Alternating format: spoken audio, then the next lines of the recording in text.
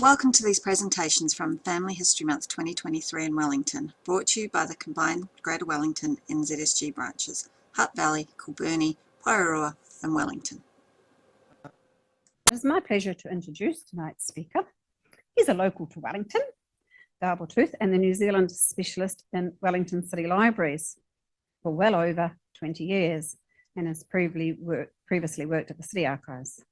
So with a role that falls between you being a historian or being a librarian, Gabor enjoys both new research, development and historical research.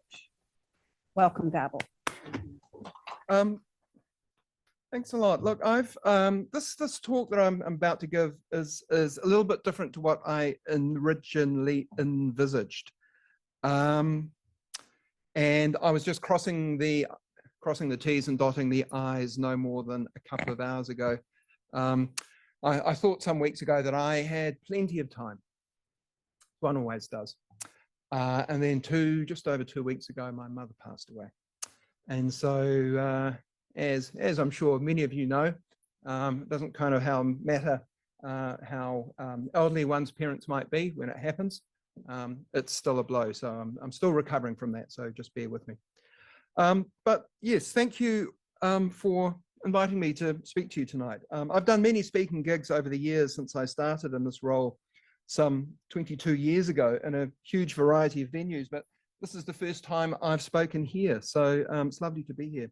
Special thanks to the Wellington branch of the NZSG and also the National Library for pulling this all together. Before I launch off down the path of family history services at Wellington City Libraries, both before and after the closure of the Central Library, I thought I would touch on how I came to be in this role. Like many in this profession, my first experience of being a librarian was actually being somewhat geeky student librarian at my primary school.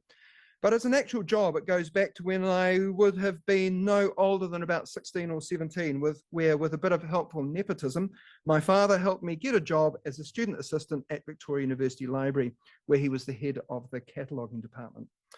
From there, I worked in a variety of library assistant type jobs as a student, and then while on my OE, eventually becoming a photograph and negative librarian with some picture editing on the side, while working at the Independent in London.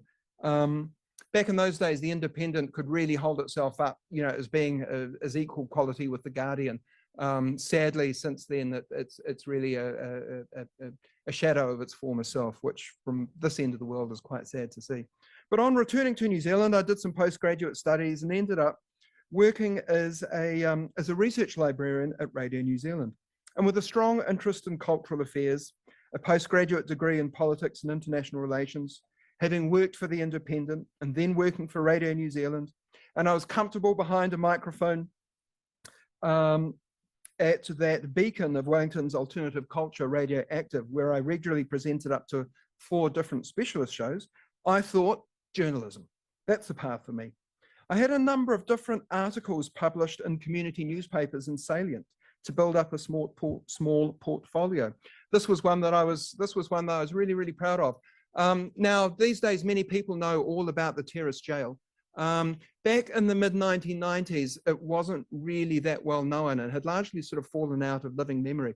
I had a friend of mine who flattered quite close to that far southern end of the terrace. And he said, "Did you know that they used to hang people just up there?" And I thought, what? And he said, yeah, I heard about it. And anyway, so I researched it, and this story, the killing field, life and death on the Terrace Jail, which was largely on what's now the university rugby field. And I thought, wow, this is a story that's got to be told. So I went down this path. So I built up a small portfolio. I applied for a postgraduate journalism diploma and then was rejected. And the blow was intense. But looking at how the profession has gone over the past 25 years may have been a blessing in disguise. However, at around that time, a position at the Wellington City Archives was advertised in this hideous but very functional building at the back of Barker Street.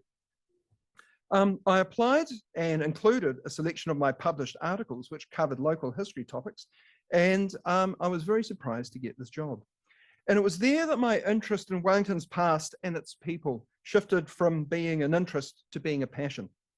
With over 8 linear kilometres of records, at the time it was the largest archive in the country outside of Archives New Zealand and its various branches. I was living at Mount Victoria at the time, so I used to walk everywhere, and I would spot a quirky Art Deco electricity substation, or an ornate Edwardian building, or curious signage on the side of a building. And the next day when I had time, I would delve into the records and uncover all sorts of things. I also discovered what an extraordinary potential source for family history this place could be. And that wonderful feeling you get when you go down a rabbit hole, pulling together records piece by piece and assembling lives from the past. After 4 quite exhilarating years, I shifted sideways within the City Council to take up my current role as the New Zealand, local and New Zealand history specialist based at the then Central Public Library, and soon realised that family history was going to be an important part of my position. This was around the time that the internet was starting to hit a critical mass and was increasingly being taken up by home users. PC shops were scattered throughout the city as people acquired desktops and dial-up internet connections. Now, this was also around the time that early online genealogical databases started to appear and awareness of them began to grow. There would be a few more years before New Zealand-based data began to show up on these. However, the power of the internet at this time lay in being able to make contact. Knowledge of RootsWeb in particular, which was founded in 1996, started to spread. A website that's had an extraordinarily long and successful run, lasting nearly every other website originating in those early days of the internet. And its impact here in New Zealand was profound. With more and more people coming into the library, I knew I had to upskill. Some of it I actively went out to discover, but much I absorbed from you guys, members of the local genealogical society who were and are extremely experienced and generous with their knowledge and from whom I learned so much. And so all of the different records started to reveal themselves. Street directories were fantastic, offering wonderful insights into neighbourhoods across the country and forever checking stones against wisers and discovering the strengths and weaknesses of each. Both publishers had their origins in Dunedin. Wisers starting first, which is why the date range is bigger. But from about 1900 through to the 1930s, Stones was actually the bigger publisher. They opened their Wellington office in 1891. What Stones did was to break down their directories into regions, which gave them an advantage in that most people, and certainly for businesses, were only interested in their own region. There wasn't much point in paying for a street directory that covered the whole country. Size was also a big difference, with Wiser's directories having to grow to gargantuan proportions. I'm sure some of you have seen these. Probably the biggest books I had ever seen, well within a foot in terms of thickness. Broken into smaller volumes, Stones were able to stagger publication dates and were nimbler and ultimately more accurate. And I have to say that most researchers, including myself, really preferred Stones over Wiser's when it came to Wellington. And this collection ran from the 1890s through to 1946. Now, these were not cheap. In 1939, I found a Stones directory being advertised in the daily newspapers for a pre-publication, pre-ordered discount of £1, 3 shillings and 6pence, or £1, 7 shillings on publication. Inflation adjusted, £1, 7 shillings. We're talking about the equivalent of $150 for a volume in today's terms. It wasn't just a way of discovering where one's ancestors lived. I'm not sure how much of that you can read, but I realized that occupations could give insights into the socio-economic wealth of an area, or in this case, just of a street. This is Tinakori Road. And how this could change from one end of the street to the other. So you know, it's that the thing of, you know, the butcher, baker and candlestick maker sort of being located at one end, you know, with the lawyers, the clerks, Sir Harold Beecham and Catherine Mansfield et al, sort of around the middle, and just how it changed. The other thing which I found really, really interesting, which went beyond just trying to work out where someone lived, was to look at the same street over a number of years and how quickly names changed. Some areas were relatively stable for years and years. Others in poorer parts of, like Te Aro, for instance, sometimes having up to 80% new names appear in only over a 2 or 3 year period as people moved in and out seeking new opportunities. The use of microfilm in all of its forms, years before people could Google their own name, I'm sure we had people coming down to look at their own birth record. Our collection of birth, death, and marriage microfilm, microfiche, unfortunately ceased in 1990. There was a short run of electronic databases after this that were offered for sale, but they were priced what we could afford at the time. I recall that they were about $10,000 for each year of records, up until about 1996 or so.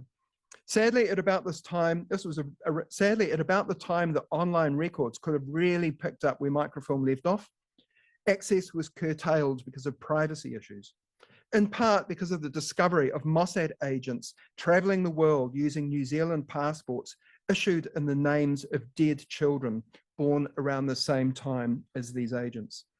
Names had been gleaned from headstones in Makara Cemetery by agents then traveling through New Zealand posing as young backpackers. Data sets were not yet integrated and were not yet being cross-checked. And as a result, those passports were issued. And that resulted in a clamping down of access to birth, death, and marriage information. It also led to a brief breaking off of diplomatic relations with Israel at the time. Now, though the historic BDM website is a wonderful tool, there have been so many occasions where fiche remains the go-to tool to use. One of the proposals at the time that the rules were changed was that the retention of BDM microfiche was going to be made illegal. And I recall receiving a letter from Internal Affairs asking us to declare our holdings. The outcry from the library and the genealogical community was considerable, and the proposal was changed so that only the sale and the transfer of BDM fiche would be stopped.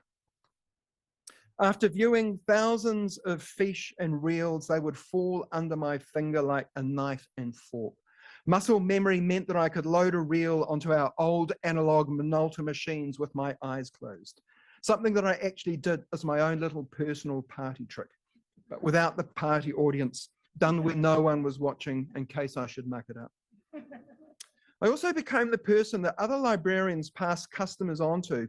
These were people who were furtively trying to uncover their unknown past, often at an existential level, often discouraged by the official response that they got from government departments. They came into the library and they were forwarded on to me.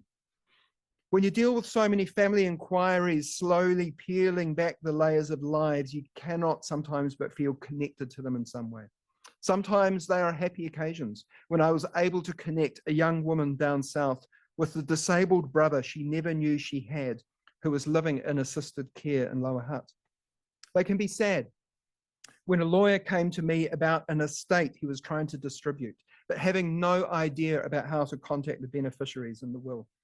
My research led me to a woman in Auckland and having to tell her, phoning her up and having to tell her that her father, who had walked out on her family in 1981, had just died, leaving everything to her and her two brothers, and how she responded through her tears, how she would have much rather have had her father in her life than his money.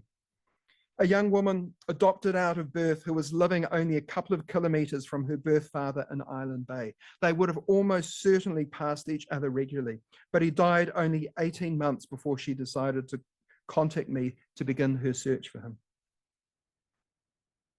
And making a special visit to Titus Cemetery one weekend to photograph and pay respects to the grave of a 2-week-old infant lying unmarked under native grasses, knowing that I was probably the first person to visit it in 70 years, and to send this photo to an elderly woman then in her 90s in Christchurch, and to tell her that this was the baby sister she never knew she had.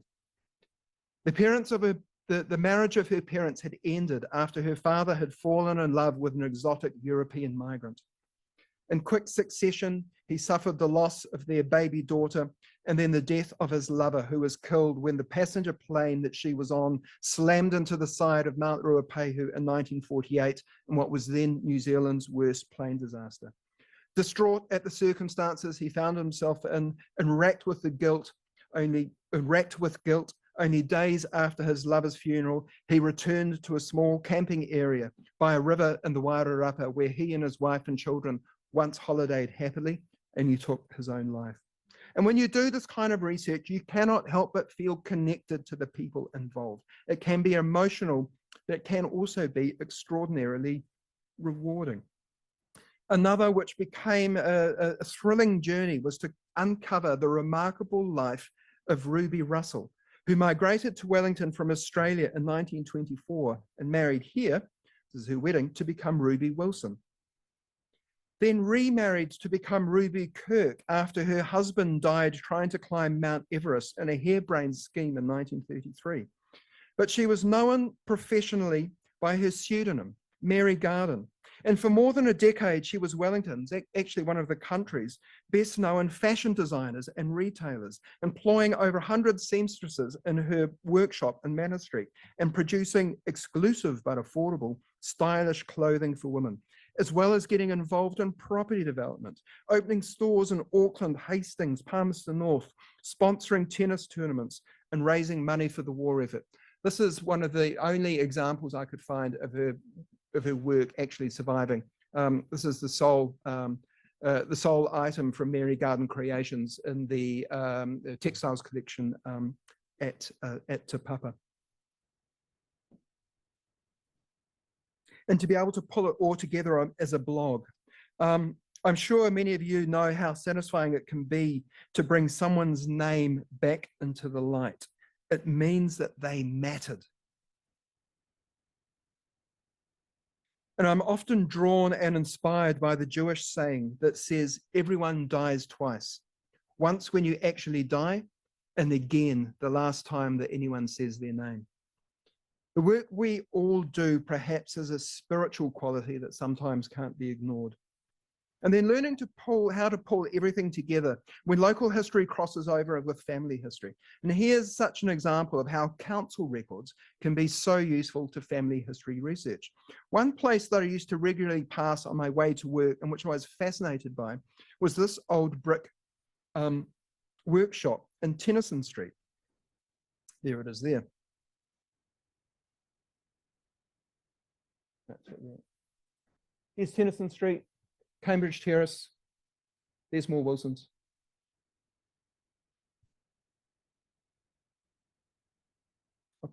Where was I? Yeah, it's the sort of place that makes me wonder about the lives that were associated with it. And walking past one day, I noted this faded signage on the side of the building, the Argyle Street private car park, which is fine, except there's no such thing as Argyle Street today.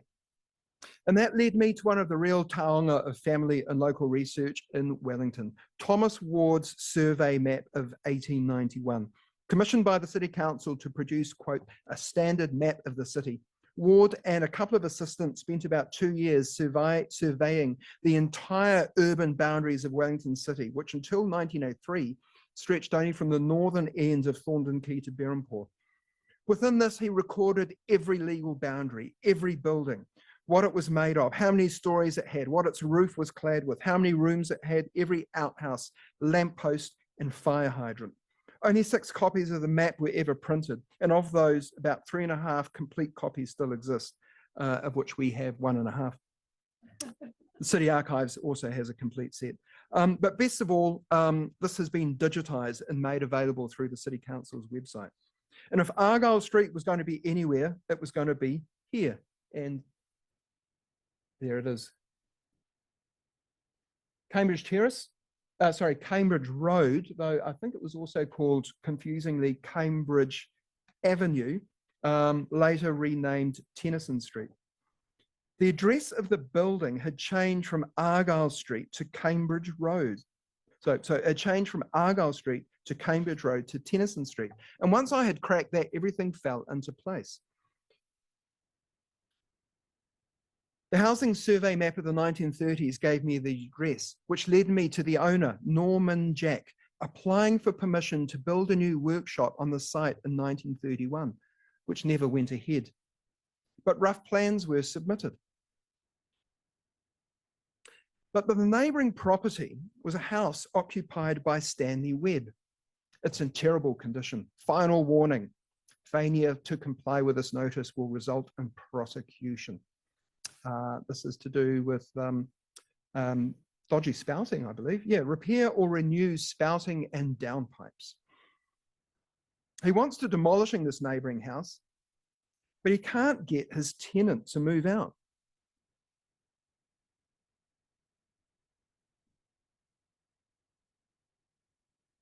He tries to find him accommodation. In a few weeks, the offer of the tenant of the above property, alternative accommodation in 102 Lyle Bay Parade. We request that further extension be granted in which to comply with your notice issued under the Health Act. We refer to previous correspondence. Mr. Jack informs us yesterday that his tenant, Mr. S.E. Webb, died the previous day. In the circumstances, etc., etc. Which of course leads to a death notice, and you start to pick things apart, who they are. And that leads to another gem that we have within the City Council, and that's the cemeteries database. And that shows that he's cremated, which is marvelous because that can lead you down a whole other path. The amount of paperwork you have to fill out to cremate someone is really, really quite substantial. Here's the application for cremation, Olive Wine, and all the stuff is the name, where they live, 16 Argyle Street, Wellington, cause of death, myocarditis. There's a lot of stuff here that gets, and by law, all of the stuff has to be kept. It's an alternative to requesting printouts of death records.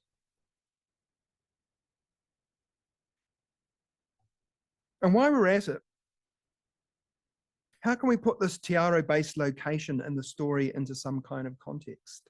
Census results can reveal a whole other side of local history, all of which the library kept as bound volumes going back to the 19th century. The boundaries of Te Aro in terms of population counts haven't changed since 1911. So why not extract them and graph them to reveal a dramatic curve? The population reaches almost 10,000 in 1921, all crammed into low-grade wooden housing. And then it slumps and then crashes until it bottoms out at less than 900 people in 1991. And then driven by cafe culture, cheap rents, often illegal warehouse apartments, inner city living suddenly becomes cool again. The population takes off like a rocket. Two things that I think have a really big part to play in this was the cafes. I remember Ian Atfield once saying, I can't remember his exact words, but it was something along the lines that coffee has done more to change Wellington in 10 years than architecture has done in 100. Yeah. The other big thing, which I think really fired inner city living around this time, it might sound odd, but it did have a huge impact. That was the opening of the Chaffers Street supermarket. Before then, trying to live in a city and to do basic grocery shopping was not easy. You had to go to, I think the Newtown New World was actually the closest supermarket. But on a subsequent walk, I noticed how the signage, the Argyle Street signage, had been painted over with some street artists commissioned by the Elim Church who owned the building. And then soon after, it's gone. Another example was the wonderful story of Thornton's Confectionery. A couple of elderly chaps came to see me about a shop that their father once owned in Manor Street, just down the road from Mary Garden, actually, where she was run. I wonder if they knew each other. Our beloved Evening Post clipping collection was able to reveal the newspaper article that they were after about their father. Thornton's Confectionery, 7 was the lucky number. This was noting the date when the sold chap decided to close the business. But a search of the street directories, in this case an advertisement, reveals an early address. So he was at 64 Manor Street, but there's an early address of 43. And from there, that also leads to, sir, I make an application for a permission to brick wall. Oh, yes, back in my manuscript, he wants to make alterations. And then he also makes an application to build a new building. So he submits plans, which are kept, and alterations, which are also kept. And then if you're lucky, really lucky, sometimes in files, you can find photographs. Now, doing this kind of stuff was my life. Research, working with the collections. So this is Manor Street. I still remember it looking like this when I was a child. The Hungry Horse, where I used to go and play pinball, this was where Thornton's Confectionery was located. Since been demolished and is now the site of McDonald's, to put it into perspective. Oops. Doing this kind of stuff was my life. Researching, working with collections, enclosing rare books and albums in custom-made acid-free boxes. Being a heritage team of one person with occasional help of other colleagues means competing demands, and only so much can get done. I'm very proud of these boxes. I actually worked out took me a wee while, but I worked out a calculator. So I put together this calculator, was an Excel spreadsheet, where all I had to do was input I still use it. Depending on the thickness of the acid-free card I'm using, you input the height, width, and depth of the object that you're trying to encapsulate, run calculate, and then the result gives you how big your piece of cardboard has to be, where you have to draw the lines, where you fold it, and then the whole thing comes together. It's pretty neat. Happy to show anyone how to do this someday. However, there was something that arrived in 2015 that really changed my professional life, and that was our online platform, Wellington City Recollect.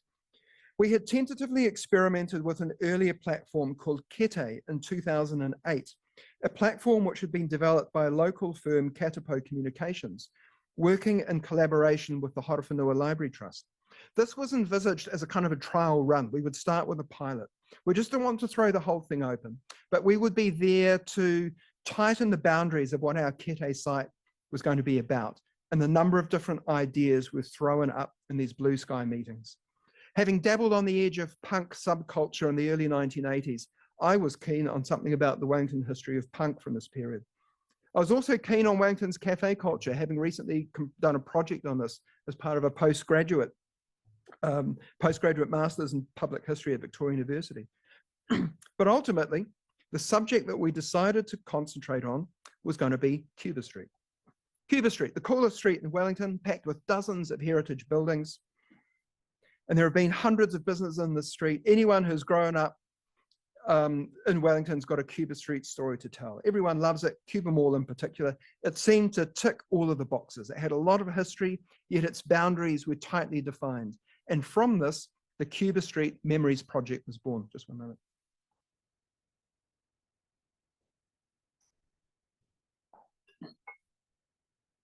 So we created our Kete site offline, and we seeded it with all sorts of interesting things that we thought would attract comment and interest. We uploaded photographs.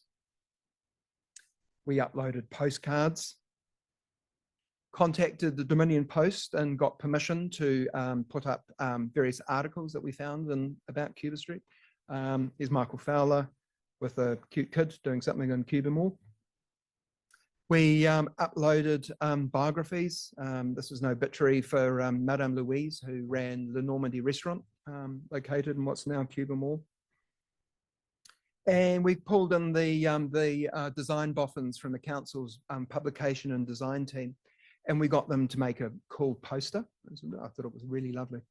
And we created a double-sided postcard. That was the front, and that was the back. This was a time when these little postcards were appearing. It was a bit of a craze for picking up postcards. There'd be these racks in cafes, and people would design these postcards and just leave them there, and people would pick them up and collect them. We also did a big banner. It was great.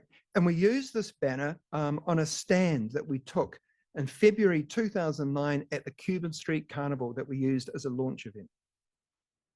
And in the following weeks, there was a bit of activity with various people posting comments. And then after about 2 months or so, the site died. And it remained there for over a decade, but hardly anyone looked at it. Few people visited it. No one commented on it. It was dead space. And the Cuba Street Memories Project was a great example of something falling between the cracks and not being sure quite what its purpose was, and it satisfied no one. Was it a community engagement site, or was it a heritage platform where we could display vintage photographs? It's kind of fell between the two. But there was one thing which I think really affected this Kete site, and this was something that we didn't envisage back in 2009 that would kill the online community aspect of that site, and that was Facebook. Within a year of the Cuba Street Memories Project launching, social media and particularly Facebook had started to hit a critical mass and really take off like a rocket. Anyone who was interested in creating an online community could now simply create a Facebook page which would be able to engage with potentially millions of users. After a team had collectively spent hundreds of man-hours creating our Kete site, it was a valuable lesson in how advancing technology can have an unexpected impact. Interstage Left turned out to be the solution to our problem of putting our heritage material up online. New Zealand Micrographic Services, located just out of Tawa, had created a new product called Recollect. NZMS had been around for about 30 years with previous owners, originally a small firm creating microfilm and microfiche. Knowing that microforms were beginning to drop in importance in terms of being a preservation or compacting format, they diversified and came up with a new product, which was really innovative. It required no software to be downloaded, something that was really important as IT departments of organizations like councils, government ministries, this place, they're very reluctant to allow new software onto their systems without extensive testing and assessment because of the perceived security risks. And this testing can be really expensive. Recollect required no in-house servers. NZMS would store everything on their cloud servers on leased server farms. All that a Recollect site manager needed was a web browser and an internet connection. NZMS pitched the product to us, and we decided to jump on board in 2015.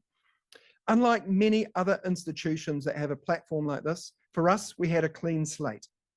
There wasn't anything that we had digitized to this point. Resourcing in this area had always been quite lean, so we were starting afresh. We beavered away scanning material until we had enough digitized and uploaded for it not to look completely embarrassing, only about 500 items. And we got ready to make it go online. We planned a launch function that was going to be held in the Central Library on the 17th of November 2016. We sent out a ton of invites, including the mayor, councillors, senior staff, members of the public, particularly those involved in the heritage field, Heritage New Zealand, Museum of Wellington, National Library, so on. But despite the offer of free food and wine, we got hardly any responses. 5 days out, I think we had barely 10 RSVPs, and most of those were library staff. It was starting to look a bit awkward. I was able to legitimately cancel the event when only 4 days out, we had the 2016 Kaikoura earthquake that led to the collapse of the library's stack, and much of the city was in disarray. But in the background, the site went live. Work on building up collections in Recollect accelerated. Collections of photographs and books began to be uploaded. I began to work on digitizing our remarkable collection of local school Jubilee, photograph albums. This was a brilliant album, stunning photographs of taken at the Centennial Exhibition, commissioned by the Municipal Electricity Department to show the beautiful aesthetics of lighting and what you could do with lighting. And these are quite wonderful.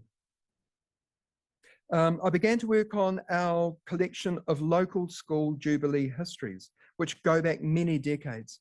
A wonderful source both of local and family history.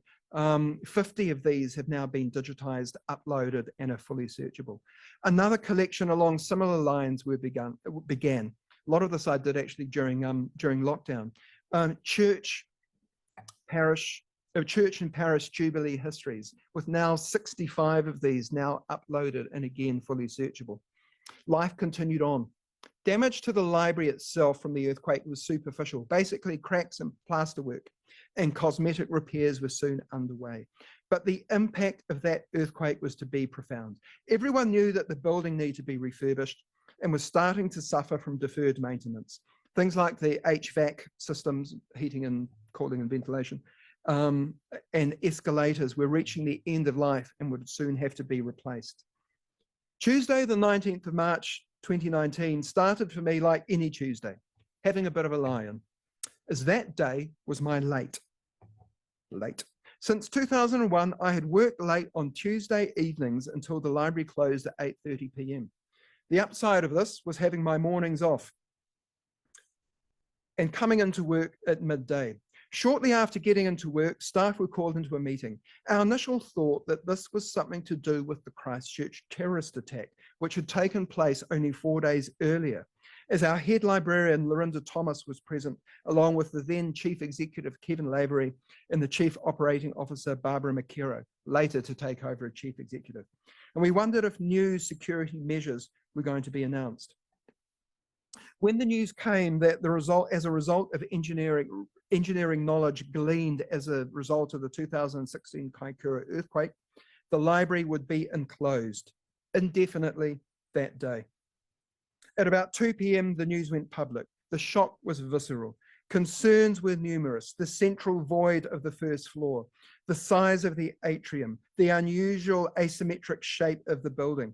But the biggest concern was the size of the lip on which concrete floor panels rested on massive joints.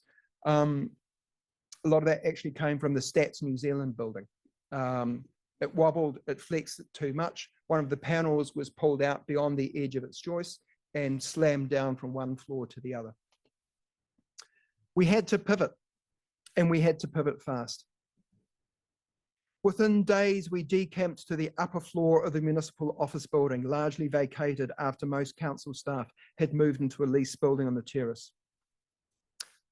This is one of the last visits I took into the Central Library before access was completely shut off. And I took these in black and white to capture the somber, ghostly feeling that the building had. And it truly reflected the way it was. That's Clark's Cafe. That was up on the second floor. The way that it was a combination of just getting stuff out, anything that was junk was left. That was my office.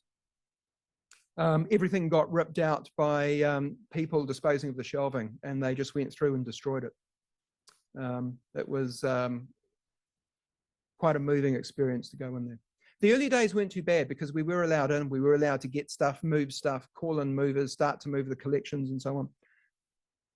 But we, now where was I up to? Plans for a new small inner city branch library were hurriedly put together in the ground floor space in Manor Street. This had already been leased, and it was going to be a service and contact centre, but would now be hurriedly reconfigured, and it became the Arapaki branch library.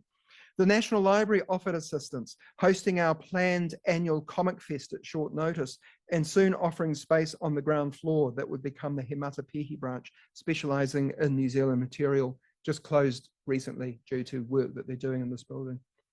Negotiations quietly took place via a broker to acquire a leased site between Brandon and Panama Streets, which was to become the Te Awe branch library.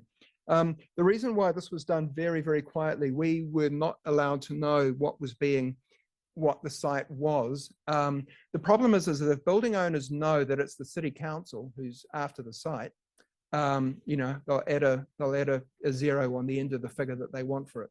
So going via a broker where the owners of the building didn't know who was interested meant that we got it at a fair rate that anybody else would have had to pay. Providing family history services was going to be hard, and in fact it was impossible in those early months.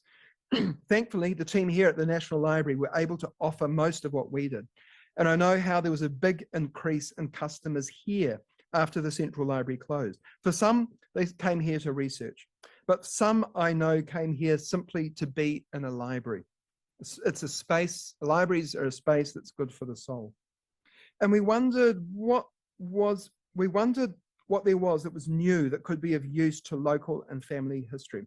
Thinking laterally, my colleague Stephanie Ackerman and I decided to tackle one of our great taonga, the Octavius Hadfield collection of over 320 letters, diary entries and sermon notes from one of New Zealand's most important missionaries and supporters of Maori rights from the 19th century. We worked out a recollect system hack, taking transcriptions of his letters created in the 1960s.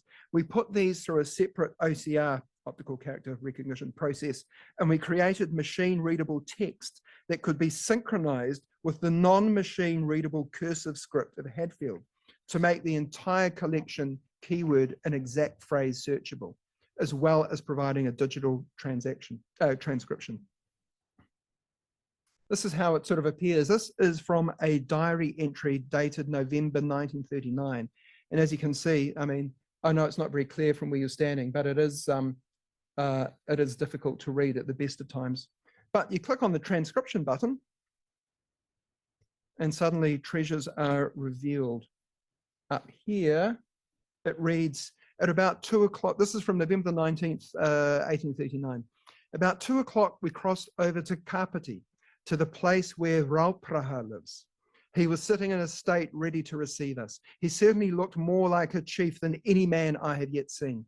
He listened very attentively to what was said, and he appeared much interested in the gospel message. He has been one of the most bloodthirsty men in the land. May the Lord have mercy upon him. We had prayers with him and the natives there and went on board the Atlas for the night, Captain Mayhew's ship having been invited by him. Something that we also really wanted to do, excuse me.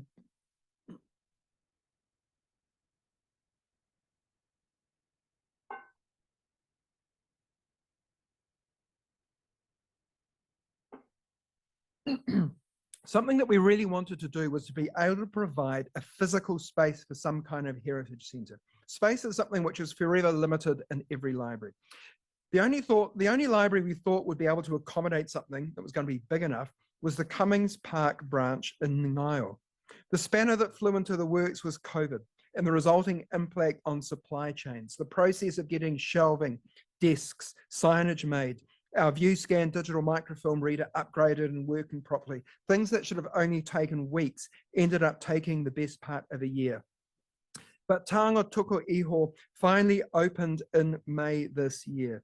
And there we were able to provide access to Evening Post microfilm beyond the scope of papers past, BDM microfiche, Turnbull Library obituaries, Maori Land Court minute books, NZSG CD-ROMs, and a selection of hard copy local history books. It's not huge, but it is something that is nicely complemented with the reading room and the collection of the Onslow Historical Society, one of the most active such societies in Greater Wellington, located just up the road. Recollect expanded to include the complete collection of the Ngaio and Kandala Review from the 1930s, a very rare publication which was held by the Onslow Historic Society, which they kindly allowed us to digitize. Then came Wellington Cosmo, aka Wellington City Magazine from the 1980s. Sharon Crosby with a wonderful 80s jumper. And then a complete run of nearly 400 issues of City Voice from the 1990s, again, fully searchable. And this has been a huge success. People are using this both for local and for family history purposes.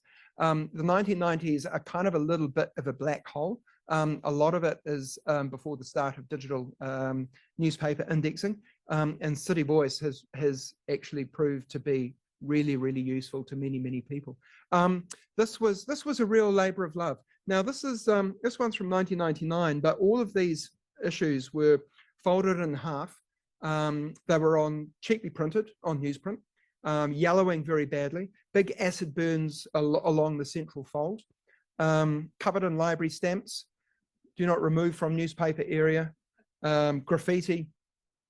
And what we did, they started to use color about halfway through their run. So what we did, whenever color was used, which would normally be front page, back page, and central pages, we copied all of those pages twice, once in color, once in black and white. or grayscale rather. So grayscale makes up the bulk of the newspaper, and then we run a batch contrast adjustment that would get rid of the yellowing newsprint. It would go from grey to white. So we had that bit done. Then we'd do it in colour, and it sounds quite complicated, but it actually worked out quite a quick process of doing a second scan in colour and then merging the two elements together to get something that I think probably looks as good, if not better, as what it did when it hit the hit those wired newsstands that I remember picking up my copy of City Voice from outside the Paramount Theatre and so on. Quite an amazing publication. And wondering what might come next, my mind turned to the Scholefield papers, aka the pioneer role. So the Scholefield papers came about from the efforts of Guy Hardy Scholefield, who was the parliamentary librarian at the General Assembly Library. He headed the Wellington Historical Committee appointed by the government, along with named provincial historical committees across the country in the lead up to the 1940 centennial exhibition celebrations. Across the nation, these committees organised events. They planted native trees, they built centennial plunket rooms, centennial libraries, and centennial community halls.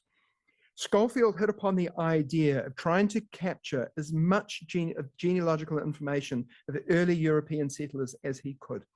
If your family arrived and settled in the province before 1855, you could be included on the illustrious sounding pioneer roll, and you would receive a badge. However, you'd have to provide the details about your family's history. Over about 18 months, he opened up hundreds of lines of communication with hundreds of families, letters, both incoming and outgoing correspondence, family trees and newspaper extracts were grouped together under broad family names.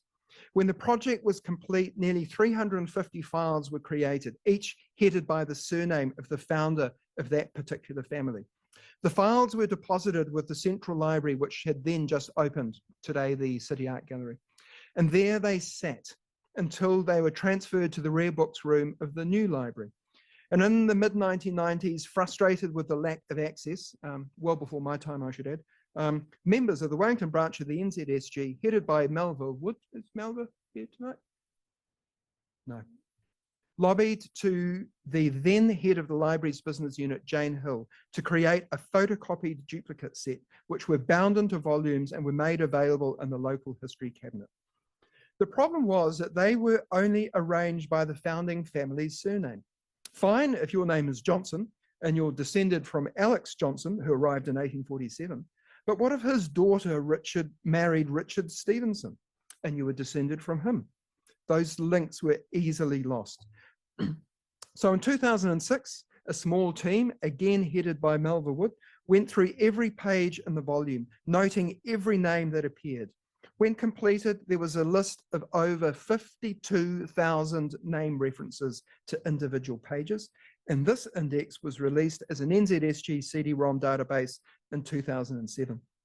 The problem was that this only gave users a reference to a page number in a volume, and that these volumes were now in storage following the closure of the library. So my colleague Paige Garner and I went back to the original papers, and we made 300 DPI scans of every page, cropping each one, making minor brightness and contrast adjustments where needed. Paul Out from the NZSG, who provided technical support at the time of the original project, reverse engineered the CD-ROM and provided us with a huge Excel spreadsheet, which we then reordered to match the volume and the page number. The scans were assembled into PDFs, uploaded into Recollect, and then we started the laborious process of transferring the names on the spreadsheet into the transcription of each individual page of correspondence or family tree, mirroring what we had done with the Hadfield letters, and thus making the entire Scholefield collection searchable by name, with search results taking you straight to an individual page of a letter or a family tree. And just a couple of hours ago, I changed its status to online. So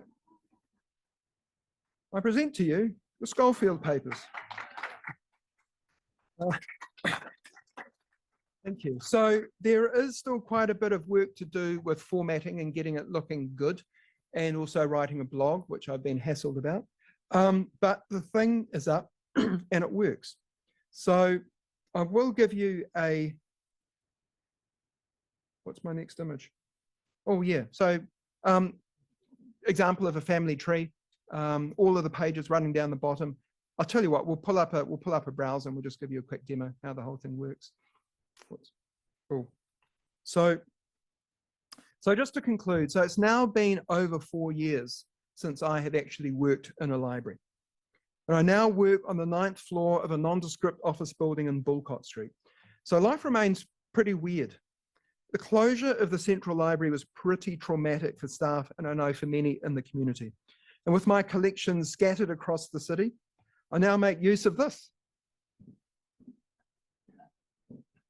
My trusty Street, the Bluesmobile. Human powered, I should add. It's not an e-scooter. And I use this to move across the city. When you have to be so many different places at so many different times. I've got stuff at the city archives. I'm visiting people here often. Yeah, I'm often going out to Johnsonville. The old Johnsonville library is being used to store some sort of reference material. This is brilliant. I'm quite proud to sort of call myself Wellington's oldest scooter driver. Makes you feel like a teenager. I highly recommend these things. They're just fantastic. Yeah. I wouldn't wish the forced closure of a major municipal library on anyone, but it did give us the time and the space to turn on our heels, to make a quick pivot, and to try to provide as many services and resources as possible under the circumstances. Thank you.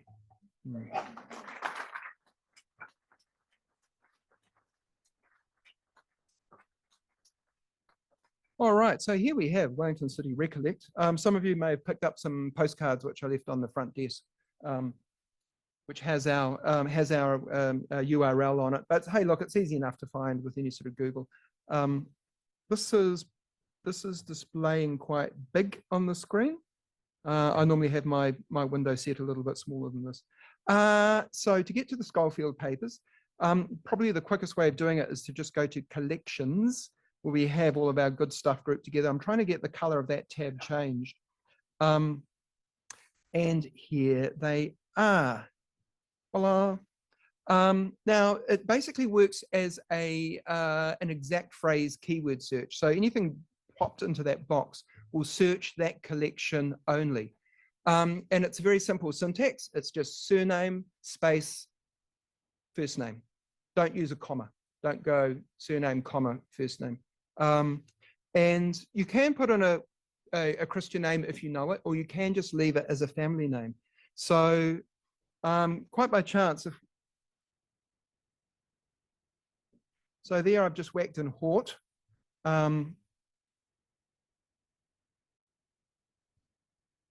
So this is how the result pops up.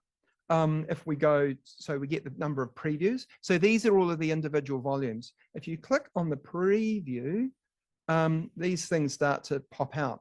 So if you click on that, that takes you, in this case, to a family tree. And here we have Sir Francis Dillon Bell, who married Margaret Hort, who was the daughter of Abraham Hort, who founded the Jewish faith here in Wellington.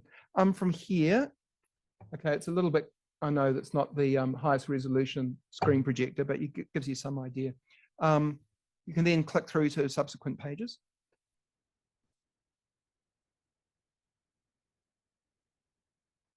You can zoom in. Here are all the letters. This is where's the one I'm after? So here we go. Dear Sir, some little time ago, I received a letter from you asking for the particulars of a family to which I belong for the pioneer role of Wellington.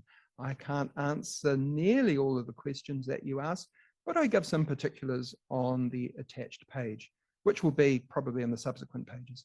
And if you see something that you really like, so that was from the Bell family. You can zoom in like with your mouse. Oh, don't try to use it on a tablet or a phone. It needs a proper computer to really work properly. You can then zoom to 100%, which is for the most part generally not needed. But if you really want to make out an individual word, this is the way to do it. It just takes a couple of seconds for it to get fully clear as the whole image downloads. And if you want, you can actually download onto your computer that particular page. How it all works, how this system works is that by clicking text, it will show you all of the surnames that are mentioned on that particular page. You can also do searches on ships' names. You prefix it, if you can see it there, with ship. So if you go ship space Cuba, any occurrences of that name appearing will give you all of the hits. So yeah, if you do have ancestors who came from the Wellington province, hopefully, you know, this will be great. Look, this is quite a treasure, and really since, you know, 80 years now, it's more or less been locked away and unused, and so now we've kind of let it go free, I like to think that this will be a sought after resource, and people will make good use for it. I really hope they do, because we spent a bloody long time putting it all together. Yeah. Oh, the other thing I wanted to note is that those primary headings, the primary family names, are all listed here. Baker, Bamba, Barnes, Barnett, Burrow, Bartlett, Baskin, Dryden, Bassett, B, Bell, Peter, Bell, Francis, Bell, David, and so on. And if you click on one of those, that will take you directly to that particular section for the Benson family, and then you can start to go through. They are headed with each one. So Scholefield would take all of the data, and he would create a family tree on a standard format page that looks like that. So they're all pretty much the same. Occasionally, you will find also family trees that the families had submitted. If they have submitted a family tree, he would still do one anyway. Yeah, and he would make corrections. He wasn't afraid to change things around if the data that he had conflicted. But you can normally work out what's going on when he's done that. Yeah, and he used to and he would correspond with people back, and he'd say, "Look, sorry, I don't believe that's right. I think you've got something not right here." So there we go. Timothy Beethan, Mary Fest, arrived on the London 1st of May 1842, and so on. So each volume has about 300 odd pages, I suppose. There are 24 volumes, including 3 volumes of miscellaneous, which are not attached to any particular family, but all of the miscellaneous volumes, which comes to nearly 1,000 pages, are all, they do have all of their name references have been included. Yeah, so you can still get them. So yeah, that's me. Any questions? Yeah. Now they're on, aren't they? Yeah. Just a quick question from me, and this will be probably everyone will have this question: is anyone else planning on doing the rest of the Scholefield papers for the rest of the country, or because he did the whole country, didn't he? The project that he did was how it worked is these individual historical committees all got together. I'm not sure. I think how the people ended up on them, and it was Scholefield that ended up on the Wellington one. And so whilst in Otago they may have been building plunket rooms, he decided that there was going to be a bit more, not worthy, but a bit more intellectual.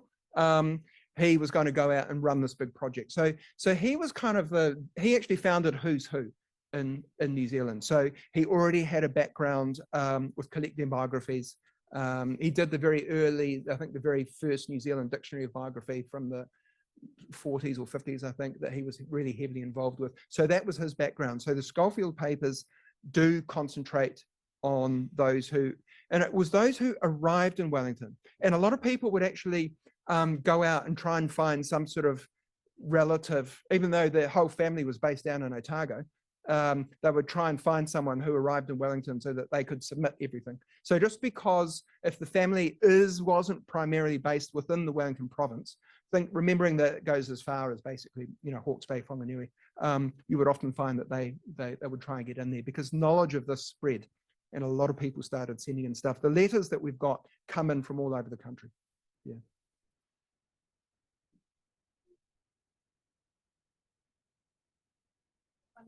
Oh. Is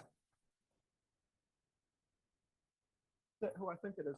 Sorry, I haven't got my other glasses on. Is that better? G'day, Gabor.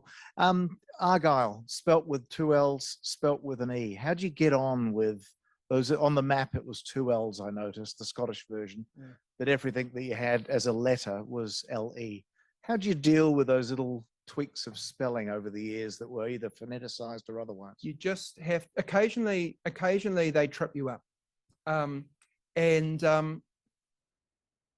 just comes with experience. Yeah, it is a hard one, and it's something that that OCR sort of systems, often don't pick up on. I mean, I know that Recollect has a fuzzy search option, but we find it so fuzzy that we've had to turn it off because we ended up getting too many false hits. It might be fine for an archive where you're dealing with property information, where particularly with commercial properties might cover numbers 8 to 12 Manor Street, but another thing might have 8 to 16 Manor Street, and it's for the same building. And so having those sorts of fuzzy searches in that instance is really, really useful. But we found that it wasn't for us. Yeah.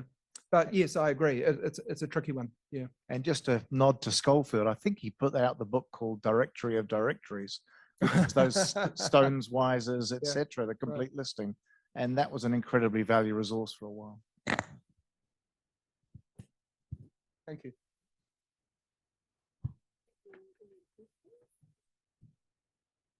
No one's yet asked me about the Central Library, which is great because being a good public servant, I have to sit on my hands and not give you my opinion. Hey, but look, work is underway. It is a major, major project. If you do have an opportunity, now's a good time. If you're ever in town for a coffee or lunch or something, take the opportunity to walk around the building. You can actually now almost see through it. It's pretty significant. We are planning what's going on the second floor, which has always been my turf. And it takes up a lot of our time, planning for something. It's not due to open to 2026. Fingers crossed. Hopefully they get there in time. Yeah. But it's a big project, major stuff. And the engineering involved is staggering what they're doing. Basically they're cutting the building, jacking it up and putting lead rubber isolation bearings underneath. Yeah. We all good? Any more? Lovely. Thank Thank you very you. much, Gabor. That's been fascinating. Absolutely great to catch up. And yes, we are getting a replacement building. That is good. So Thank you. very much. Oh, that's wonderful. Thank you very much. Thank you for joining us. If you'd like to find out more information about the New Zealand Society of Genealogists or our many branches around the country, please see our website www.genealogy.org.nz.